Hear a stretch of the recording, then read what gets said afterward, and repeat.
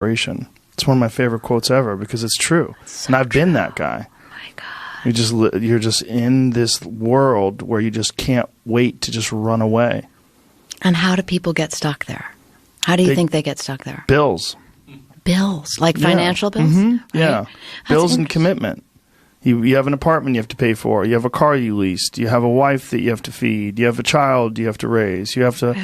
You have your mortgage. You have your this. You have your that. And that's where it all comes from. Where do you think opportunity plays into that? Well, the opportunity takes place usually when you're young and you don't have any responsibility. That's when you have your options. Well, your options are severely limited the more you gather responsibilities. Like if I had to, as a 51-year-old father of 3, married man, pays taxes, has a house and a mortgage and a business and all that jazz. If I had to quit everything now and struggle the way I struggled as a stand-up comedian, it would never work. But the only way I could be this person now is if I took that chance when I was 21, when I was dead broke and had my cars repossessed and all that stuff. That's the only way you ever get where you want to go. You have to take a path that's dangerous, and most people want to take the safe path. And the safe path leaves you stuck in quiet desperation almost every time. It's hell. It's hell. You're selling insurance or some other shit that you care zero about. But can people just make that change? I mean, yes, look, you can, I believe they but can. you have to plan it out. The way you can change is you have to put aside enough money to give yourself a window. And then you have to have a plan. And you have to spend all your waking hours outside of whatever shit job you do planning your escape.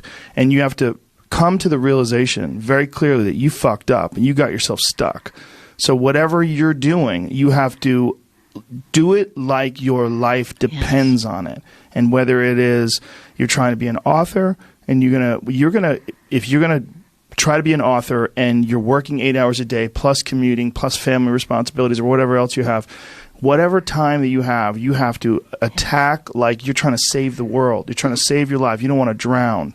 That 1.5 hours a day that you have to write, God damn, you better be caffeinated and motivated. You got to go. You got to get after it. And you got to have discipline. Most people don't have those things. Most people don't understand what it's like to really go for something and to know that the consequences of not doing that are horrific. Then you're desperate and you're quiet.